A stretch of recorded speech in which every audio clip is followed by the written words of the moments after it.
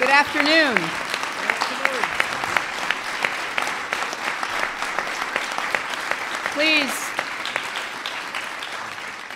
Please be seated. It is such an honor for us to be gathered in the East Room today for this announcement regarding the United Nations Convention on the Rights of Persons with Disabilities.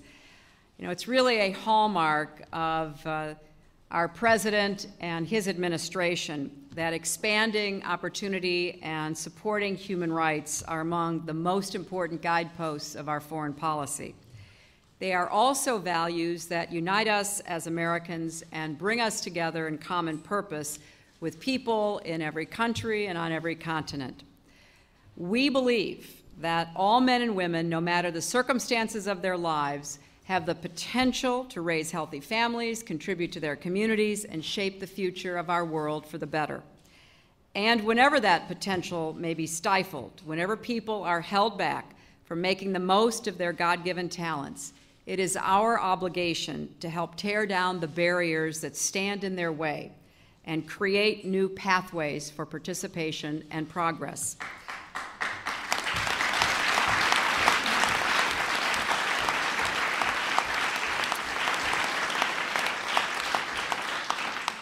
So it is not surprising that among the priorities that President Obama has set for us is a commitment to people with disabilities, and it is an example of what we are trying to demonstrate and achieve throughout the world. Because for hundreds of millions of people, the future is determined not by the scale of their ambitions or their willingness to work, but by physical conditions that unfairly limit their access to jobs, education, and the public life of their communities.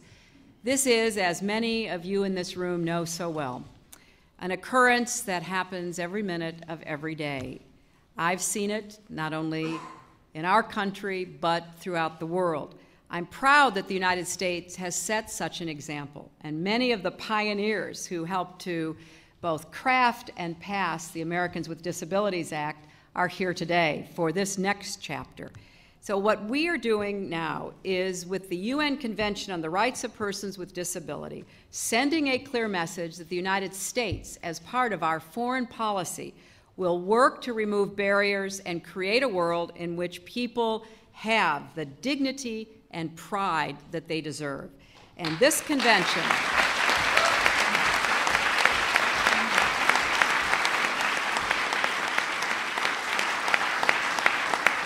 makes absolutely clear that discrimination against people with disabilities isn't only an injustice, it is a strain on economic development, a limit to democracy, a burden on families, and a cause of social erosion.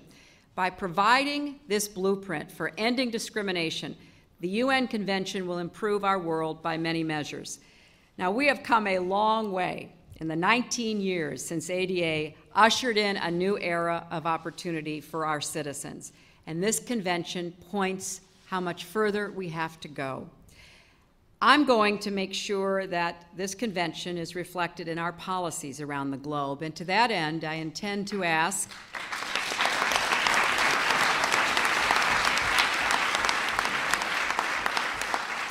our Bureau of Democracy, Human Rights, and Labor to make support for people with disabilities a central element in the State Department's strategy worldwide to ensure that we carry out the Obama administration's goal of spreading opportunity and standing against injustice whenever and wherever we see it. So we're proud at the State Department to be part of this effort. And of course, we wouldn't be here were it not for the President's strong support which he expressed during his election campaign, and support which he has turned into reality by pushing all of us to make sure that we acted. The 19th anniversary of the signing of the Americans with Disabilities Act, as all of you know, falls on July 26th. And so what more fitting opportunity could there be than for our President to assert his personal and our nation's commitment to the UN Convention. It is a great honor and privilege for me to be able to introduce President Barack Obama.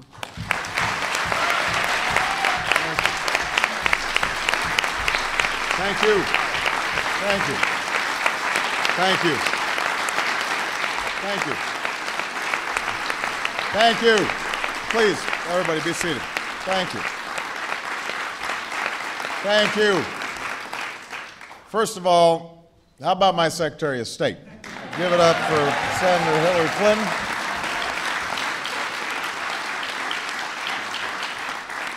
She is doing an unbelievable job. She's traveling all around the world delivering a message that America is back and ready to lead, and everywhere she goes, she is representing us with grace and strength, and we are very fortunate to have her. I'm also lucky to have an outstanding Attorney General in Eric Holder, so I wanted to make sure that we thank him for being here.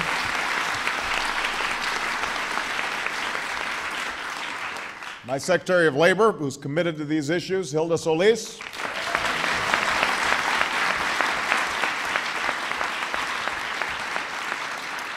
We've got a couple of governors in the House. At least I see one of them over here, Governor David Paterson of New York.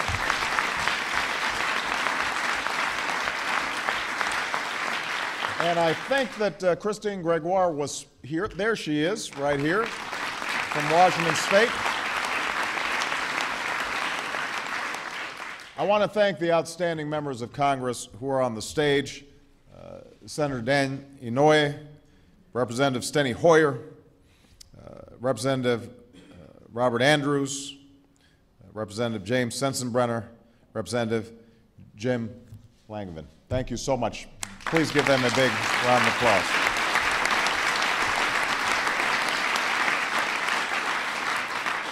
And not on the stage, but extraordinarily important, are three key figures who helped to get the original ADA passed. I want to acknowledge them.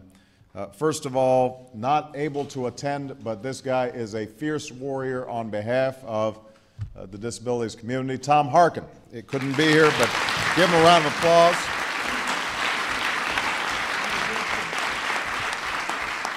Another person who could not be here but was instrumental in guiding the passage of this landmark legislation, Bob Dole, but his wonderful partner, Elizabeth Dole, Senator Elizabeth Dole is here, so please give her a round of applause on behalf of Bob Dole. And Attorney General and somebody who worked very hard on this issue, Richard Thornburg. Please give him a big round of applause. Very good. There's Richard. There he is. Well, welcome to the White House. We are thrilled to have you all here for a historic announcement regarding our global commitment to fundamental human rights for persons with disabilities. I'm also honored to mark the anniversary of a historic piece of civil rights legislation with so many of the people who helped make it possible. And I'd like to reflect on that for a few moments. I'm reminded today of my father-in-law. Some of you have heard his story, Frazier Robinson. He was Michelle's hero. When you talk to her about her dad, even today, she just lights up. He was a vibrant and athletic man who provided for his family as a shift worker at a water treatment plant in Chicago. And in his early 30s, he was diagnosed with multiple sclerosis. And even as it progressed, even as he struggled to get dressed in the morning and used 2 canes to get himself to work every day, despite the fact that he had to wake up a little bit earlier and work a little harder to overcome the barriers he faced every day, he never complained. He never asked for special treatment. He just wanted to be given the opportunity to do right by his family. Never missed a day of work. Would have trouble buttoning his own shirts, but he would make sure that he woke up in time to do it. And by the time I met him, he would struggle with those 2 canes, but even if he had to go over a bumpy patch of grass to watch his son's ball games, or go up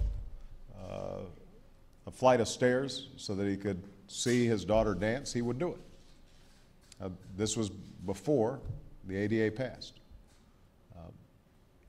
And I think about him all the time when I think about these issues. It's a reminder of the very promise of the ADA. 19 years ago this weekend, Democrats and Republicans, advocates and ordinary Americans came together here at the White House to watch President George H.W. Bush sign the ADA into law. And folks traveled from all across America to witness a milestone in the long march to achieve equal opportunity for all. But like all great movements, this one did not begin or end in Washington, D.C. It began in small towns and big cities across this country. It began with people like Fraser Robinson showing that they can be full contributors to society regardless of the lack of awareness of others. It began when people refused to accept a second-class status in America. It began when they not only refused to accept the way the world saw them, but also the way they had seen themselves. And when quiet acts of persistence and perseverance were coupled with vocal acts of advocacy, a movement grew, and people marched and organized and testified. And parents of children with disabilities asked why their children, who had the same hopes and dreams as children everywhere else, were left out and left behind. And wounded veterans came home from war only to find that despite their sacrifice for America, they now felt excluded from America's promise. We had a little meeting before we came out, and Tony Coelho, who was instrumental on this issue, spoke in just incredibly moving terms about what it meant for him to be an epileptic and the fact that discrimination was rife. He was rejected from the priesthood because that was considered unacceptable. He was rejected from the army because that was considered unacceptable. Those experiences could have just been internalized and people could have felt doubt, but instead it became a source of strength. And step by step, progress was won. Laws were changed. Americans with disabilities were finally guaranteed the right to vote, a right that only carries real meaning when you can enter the voting booth to cast that vote. Folks were extended certain protections from discrimination and given the needed rehabilitation and training to go to the job. And even though we still have a long way to go with regard to education, children with disabilities were no longer excluded, no longer kept separate, and then no longer denied the opportunity to learn the same skills in the same classroom as other children. Now, even 2 decades ago, too many barriers still stood. Too many Americans suffered under segregation and discrimination. Americans with disabilities were still measured by what folks thought they couldn't do, not by what they can. Employers often assumed disabled meant unable. Millions of Americans with disabilities were eager to work but couldn't find a job. An employer could have told a person with a disability, no, we don't hire your kind. That person then could have tried to find recourse at the courthouse only to find that she couldn't enter the building and wouldn't find a receptive audience even if she did. What was needed was a Bill of Rights for persons with disabilities, and that's what the ADA was. It was a formal acknowledgement that Americans with disabilities are Americans first, and they are entitled to the same rights and freedoms as everybody else, a right to belong and participate fully in the American experience, a right to dignity and respect in the workplace and beyond, the freedom to make of our lives what we will. In a time when so many doubted that people with disabilities could participate in our society, contribute to our economy, or support their families, the ADA assumed they could. Americans with disabilities didn't ask for charity or demand special treatment. They only wanted a fair shot at opportunity. They didn't want to be isolated. They wanted to be integrated, not dependent, but independent. And allowing all Americans to engage in our society and our economy is in our national interest, especially now, when we all have a part to play to build a new foundation for America's lasting prosperity. So the ADA showed the world our full commitment to the rights of people with disabilities. And now we have an opportunity to live up to that commitment. Today, 650 million people, 10% of the world's population, live with a disability. In developing countries, 90% of children with disabilities don't attend school. Women and girls with disabilities are too often subject to deep discrimination. Disability rights aren't just civil rights to be enforced here at home, they're universal rights to be recognized and promoted around the world. And that's why I'm proud to announce that next week, the United States of America will join 140 other nations in signing the United Nations Convention on the Rights of Persons with Disabilities. The first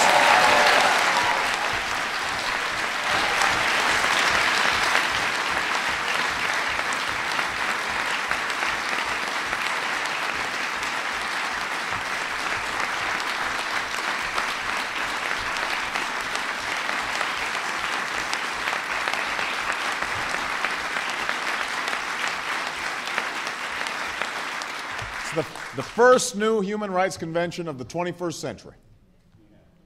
This extraordinary treaty calls on all nations to guarantee rights like those afforded under the ADA. It urges equal protection and equal benefits before the law for all citizens. It reaffirms the inherent dignity and worth and independence of all persons with disabilities worldwide. I've instructed Ambassador Susan Rice to formally sign the convention at the United Nations in New York next week. And I hope that the Senate can give swift consideration and approval to the convention once I submit it for their advice and consent. And even as we extend our commitment to persons with disabilities around the world, we're working to deepen that commitment here at home. We've lifted the ban on stem cell research. We've authorized the Children's Health Insurance Program, continuing coverage for 7 million children and covering an additional 4 million children in need, including children with disabilities. I was proud to sign the landmark Christopher and Dana Reeve Paralysis Act, the first piece of comprehensive legislation specifically aimed at addressing the challenges that are faced by Americans living with paralysis.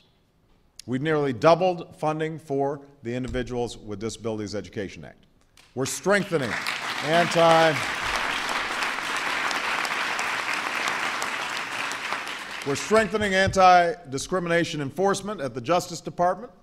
We're creating a new special assistant position at the Department of Transportation just to focus on accessible transportation. We've launched the Year of Community Living. We've launched the Year of Community Living to affirm the fundamental right of people with disabilities to live with dignity and respect wherever they choose.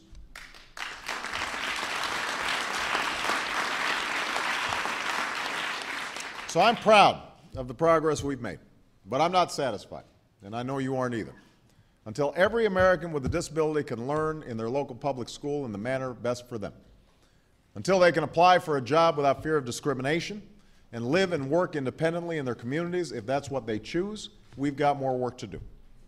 As long as we, as a people, still too easily succumb to casual discrimination or fear of the unfamiliar, we've still got more work to do. And as we continue that work, we should remember just who it was that the ADA was all about. It was about the young girl with cerebral palsy who just wanted to see a movie at her local theater but was turned away. It was about the Vietnam veteran who returned home paralyzed and said he felt like he'd fought for everyone but himself. It was about the thousands of people with disabilities who showed up at public hearings all across the country to share their stories of exclusion and injustice, and the millions more they spoke up for. Because they did, we live in a country where our children can grow up with every opportunity to learn and compete, where our disabled veterans returning from Iraq and Afghanistan can navigate public places more easily, and where 54 million Americans with disabilities can pursue their full measure of happiness. And what we've learned, what they have taught us, is that it is far more noble and worthwhile and valuable to make it possible for these Americans to live up to their full potential, because when we do, it makes all of us more whole. It makes our union more perfect. It makes the United States of America stronger. Every morning I walk along the colonnade that connects this house to the Oval Office. And there's something you might not notice unless you're really paying attention, and I'll be honest, when I take that walk, I usually have a lot on my mind. But there's a gentle slope at the end of that colonnade. A ramp that was installed during a renovation of the West Wing 75 years ago, making it much easier for one of my predecessors to get to work. Back then, fear and prejudice towards Americans with disabilities was the norm, but most Americans didn't even know that President Roosevelt had a disability. And that means that what most Americans also didn't know was that President Roosevelt's disability made absolutely no difference to his ability to renew our confidence or rescue our economy and mobilize our greatest generation to save our way of life. Let me correct that. I actually think it did make a difference in the positive way. What he told us was that further progress must, of necessity, depend on a deeper understanding on the part of every man and woman in the United States. I believe we're getting there, and today, because more than 1 in 5 Americans live with a disability, and chances are the rest of us love somebody with one, we remember our obligation to ensuring their every chance to pursue the American dream. We celebrate the courage and commitment of those who brought us to this point, and we recommit ourselves to building a world free of unnecessary barriers and full of that deeper understanding. So thank you all for being here. Let's sign this bill. All right.